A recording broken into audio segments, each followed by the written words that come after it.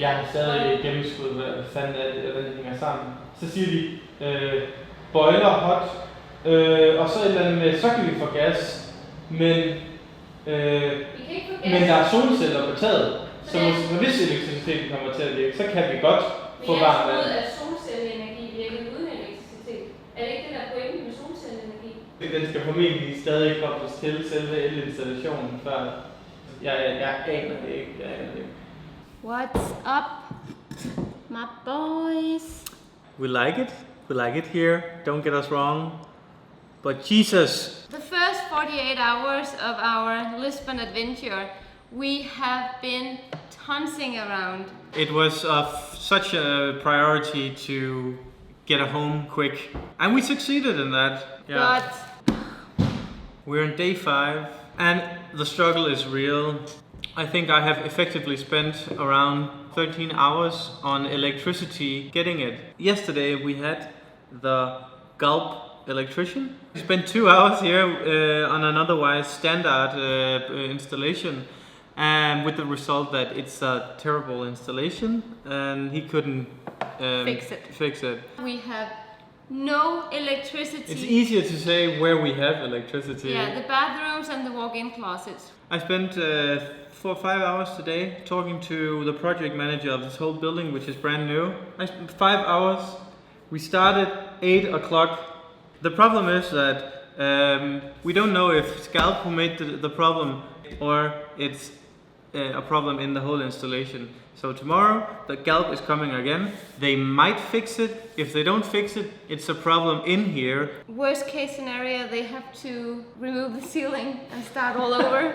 Even if they fix the electricity tomorrow, we can't have hot water really, because then we need to make a new appointment for the gas guy who was supposed to come today.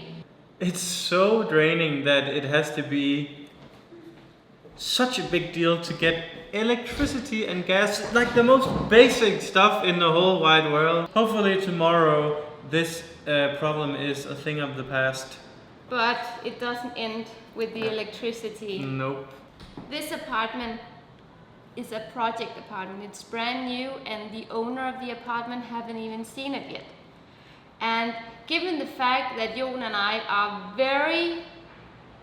we're not fussy, but we pay... Yes, we are fussy. We are a bit fussy, but we also pay a great attention to details.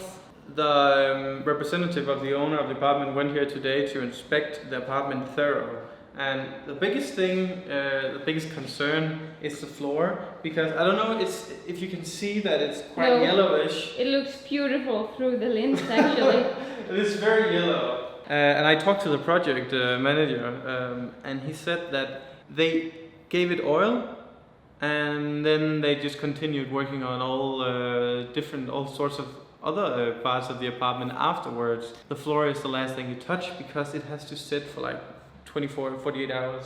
This buzzer doesn't work for our door, it works for the neighbor door and the other way around. So people who are visiting us has to press on the neighbor door to get in here.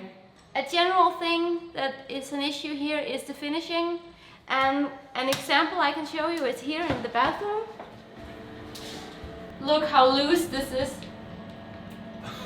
Can you close that door? So you can't close the doors because... Yeah.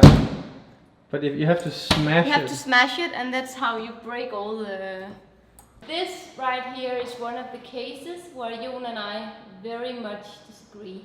And which makes absolutely no sense, because what I'm saying is that you should have a cover so you can screw it up and hide it if you wish not to put a lamp there. So if we want to hide that cable. We have to find a solution. And that's what Amalie disagrees with me, and I don't understand it. You have to accept that this is the Portuguese way. It's a brand new apartment. Yes, Jon. It should come with a little click. And if you were the king, it probably would, but you're not. I am the king. On your King of throne, the castle. asshole. We really sound like we are assholes who just only point out the negatives. But that's not the case. We absolutely love it here. Yeah. I've never seen Amalie is so stoked about a project like every day. Oh my god, it's gonna be so amazing. So we thought that it was stressful on day 5, but turns out things was about to get much worse. Today it's the 12th of September. We haven't filmed anything since the last vlog because this situation has been more stressful than anything. I have tried, maybe I have an easy life, I don't know, but it's been awful. We have made a detailed recap just to Remember how much time we have spent. It's been a true soap opera, perfectly scripted. The day 5 later, we go down to talk to the building manager.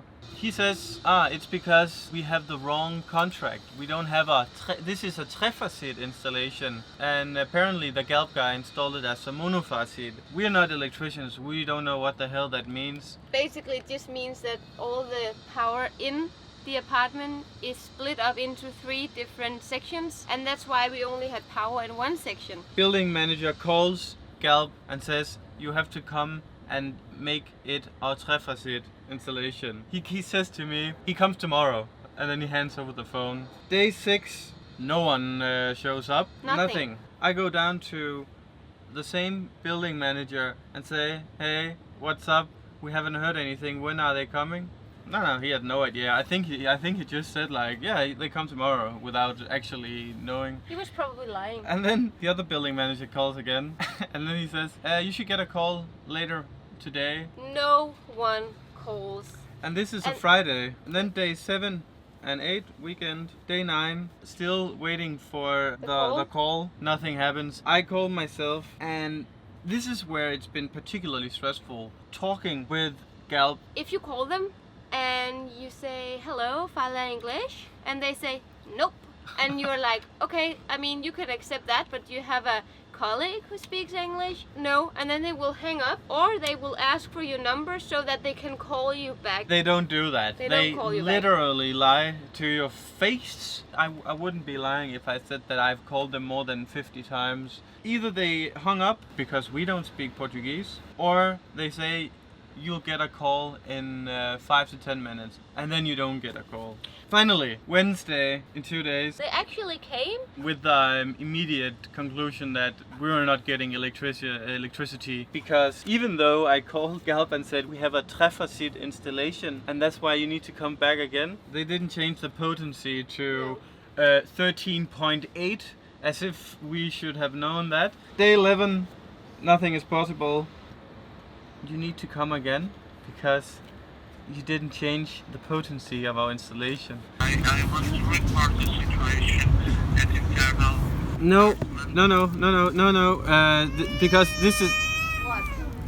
I think literally they're just saying yeah, sure, and then I don't know if they're playing Snake on their phone or something. No, he was like a robot. Anyway, nothing happened. Even though he said, yes, you will get a call again. And then the day after, day 12, we had to bring in the landlord because, I mean, this is just getting ridiculous. The landlord is basically a lawyer who is the representative of the actual owner here. Then they say that they have talked to Galp And they have made an appointment. Yeah, so we wait another day. At this point, it's like, I'm at a point where I think we should just find another apartment. We were miserable. Then I called the lawyer. So you can't already set an appointment for Monday, and then if they don't fix it today, I can cancel it. And then she writes me an email. If they don't come today, you should call them again. This is day 13, Friday. But you did make the call on Friday, didn't you? Yeah, so after that, I just kept calling again. 10 times, literally 10 times in a row I get through, and I get the same Portuguese person who can't help me. Call again, hung up. Call again. Finally, I actually get a call back. Carlos Rosa, thank you very much, who speaks English and seems to actually understand what I'm saying. And I tell him we need 13.8 kilowatts. Can you make sure that this will be noted in the system? We spent the last weekend without any power, but on my birthday we had electricity, and that was, sorry, Jon, the best birthday gift I could ever have. But it didn't stop there, because we still didn't have hot water. Or gas. They have to come and install the boiler, as we already explained, so we could have a hot shower on the 10th of September. Then we had to make a new schedule with the gas man. The gas company. The third schedule. But he came and he was really professional, that guy. So yesterday we got everything. It only took 17 days. But the problem is here. Oh, stop. This is Amalia? Yes, hello? In 10 minutes. That's perfect, thank you. 10 minutes? Yeah, so they are only 1 hour delayed.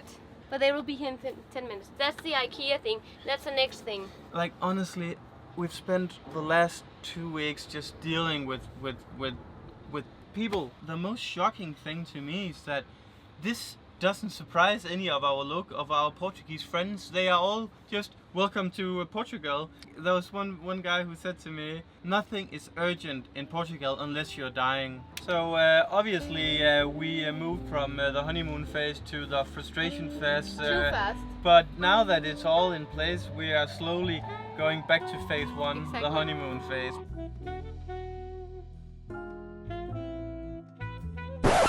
As you can probably see, there's no bed here because yesterday we received a call that it was here, as you saw. But it turned out we didn't get it because we couldn't park the car. And then they just took off without calling us and letting us know that they were there. We were on the phone for close to an hour with IKEA afterwards. And they were like, yeah, well, we can try again Friday. We'll try our best. And same with, I ordered a package. We weren't home when the delivery guy was here. I was on the phone for an hour yesterday. He knew exactly where it was, but I couldn't pick it up because I have to wait for another call from the mail office where it is, so we can schedule an appointment to pick it up, or they will deliver it. And they haven't called yet. It really drains me. Like, look how my hair, it's getting progressively worse with my baldness, and stress is a big motivator to that. Oh yeah, Nos, we're here too with the internet. We do have internet,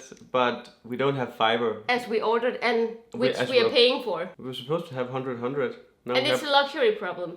Well, I don't care. It's just another example of that everything is difficult here. I don't know how it is everywhere in the world, but as a Dane, it's really difficult to switch your mindset. We are getting everything, we just have to work really hard to get it. We just have to change our mindset. Yeah. But honestly, I'm trying to find reasons for why Portuguese people have such a laid-back mentality, where it's like they don't care too much about, making things happen. And then I thought that maybe it's because people, they are hungover every day. Now you're being sarcastic. Yeah, no, it's that's one of the things that I love, that Portuguese, they go out every day. You so can go crazy. down to the corner here and everybody's having a drink, even if it's Monday afternoon. Yeah. But that's a different video. This video is all about complaining because we are so spoiled from Denmark.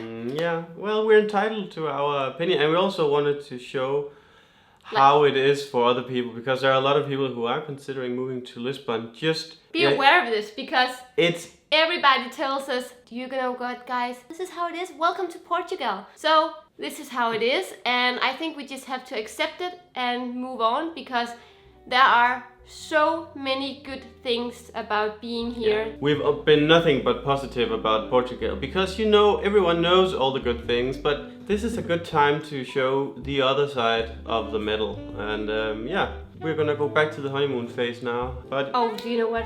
I'm really scared that getting a car is gonna be a big issue too. Yeah, well, let's try to be positive, because we are going to look at a car now. More about that later. Yeah. Thank you for watching our whining asses. If you're Portuguese, we hope we didn't step on your toes. Yeah, no offense intended. See you in the next vlog, guys. Bye.